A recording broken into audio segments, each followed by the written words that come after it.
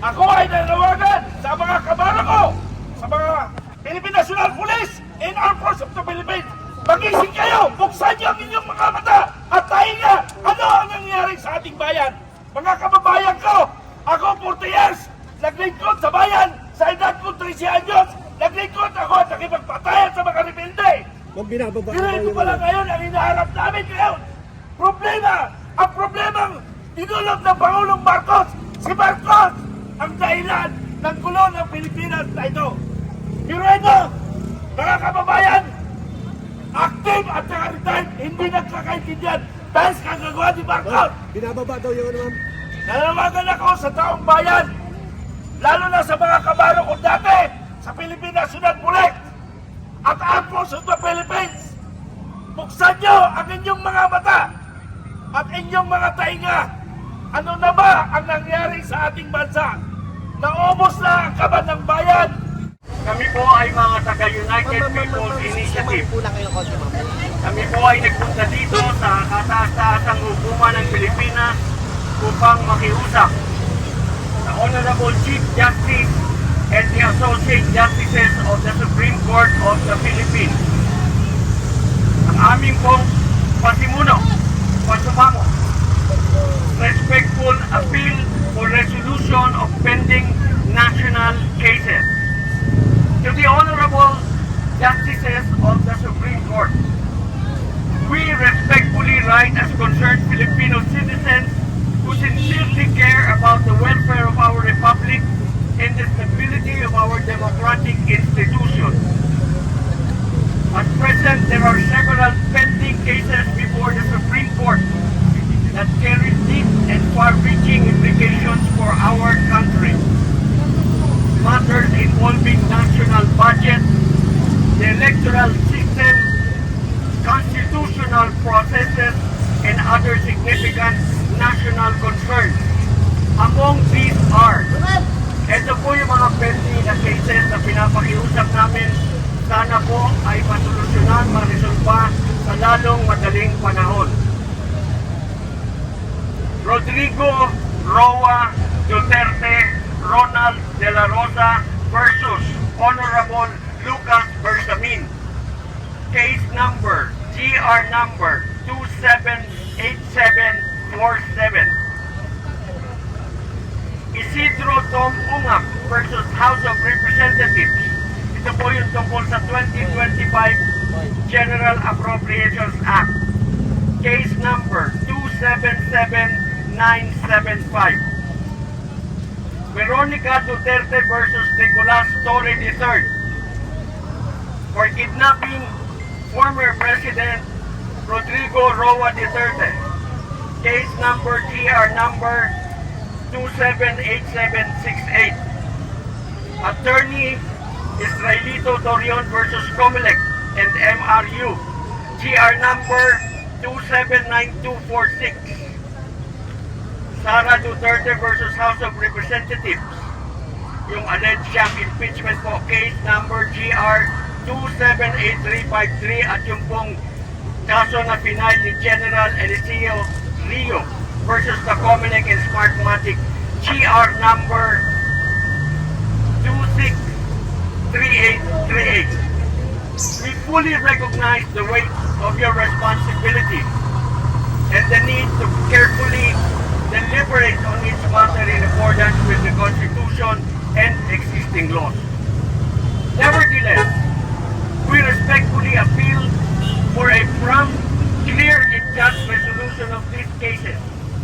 The trust of the people in our institutions rests upon transparency, accountability, and timely issuance of decisions. This is not an attempt to dictate to the court, but rather a sincere appeal from citizens who place their hope in independence, integrity, and stability of the judiciary. It is the prayer and aspiration of many Filipinos that justice prevail and that the Constitution remain the firm foundation of our nation. Thank you for your continued services to the Filipino people. Respectfully, Attorney Melchor Magdamo, UPI Legal Counsel. Maraming salamat po sa inyo. Ipapile po namin ito ngayon. Kung meron po kayong tanong, babalik po kami dito. Pagka-file, we will be ready to answer questions. Maraming salamat po.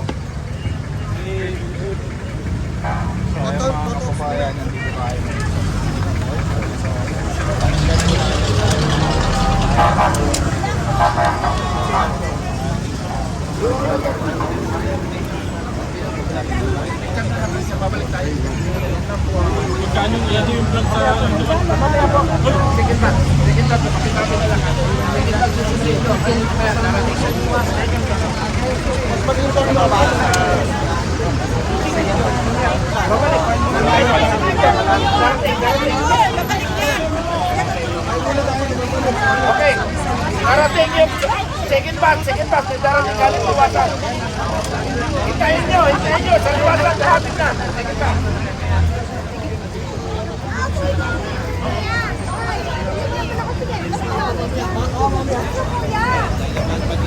Titi! Si Titi! Ilan ang katarungan para sa ating Maraming salamat po sa inyong lahat, sa inyong pagsubaybay sa amin. Maraming salamat po. We expect for a fair exposure din po sa ating mga kababayan. Ano po? Gusto lang po namin ng patas-patas na paglalahad ng katotohanan sa ating mga kababayan. Maraming salamat po. May dagdag pa. Kaya tayo nandito, ako nga po pala si Captain Ray Valeros, Secretary General ng United People's Initiative. Kaya po bakit dito sa Supreme Court? Wala na po tayong maasahan sa ating executive branch. Ganun rin po sa legislative branch, wala na tayong maasahan. Alam naman ng lahat yan. So dito ang huling bastion ng hope ng ating bansa, ang Supreme Court. Regardless kung ano ang magiging desisyon nila, kailangan resolbahin nila yung mga outstanding cases na nakapending rito sa kanilang sala. Hindi pwedeng walang tuldok ito. Yun ang hinihintay ng taong bayan. Napaka-importante yung binanggit ni General Atty. Garcia na isang Pilipino, hindi lang mga politiko, kahit ordinaryong tao, pwede bang isurrender natin ito basta-basta sa ibang bansa na may sarili tayong batas? Pag sinurrender mo ang isang Pilipino sa ibang bansa, umamin ka na may failure of justice sa bansa natin. So yun po yun. At pangalawa, General Appropriation Act. Kung inaksyonan ng Supreme Court last year, bago magtapos ang session ng lower and upper house, sana hindi na naulit yung anomalya sa General Appropriation Act sa 2026. So yun po yung panawagan natin, resolbahin nila. At panghuli po, napaka-importante, wala pong safe sa election sa 2028. Wala po tayong pinapanigan kahit sinong tumakbo. Wala pong safe dahil alam natin ilang dekada na ang nauupo sa gobyerno, hindi elected ng taong bayan, kundi selected ng COMELEC. Justisya para sa bayan! Kaya kailangan, bago dumating ang 2028, maitama natin ang proseso. Yung diabolical process sa COMELEC, matanggal na yan.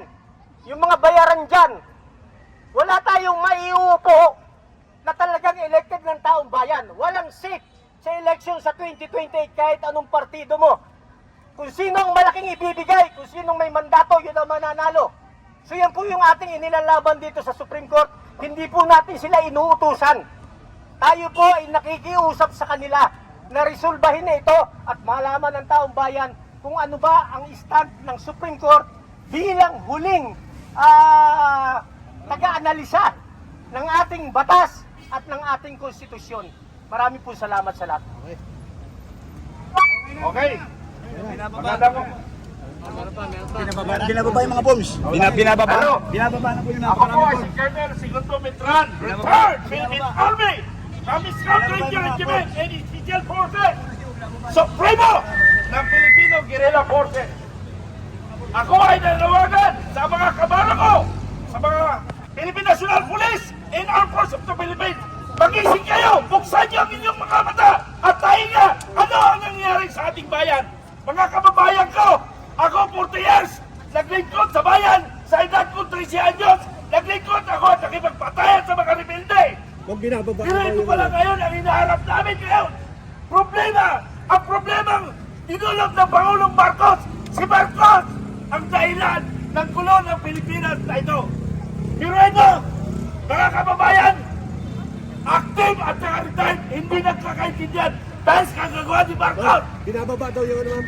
Nanawagan ako sa taong bayan, lalo na sa mga kabaro ko dati sa Philippine National Police at Armed Forces of the Philippines. Buksan nyo ang inyong mga mata at inyong mga tainga. Ano na ba ang nangyari sa ating bansa? Naubos na ang kaban ng bayan.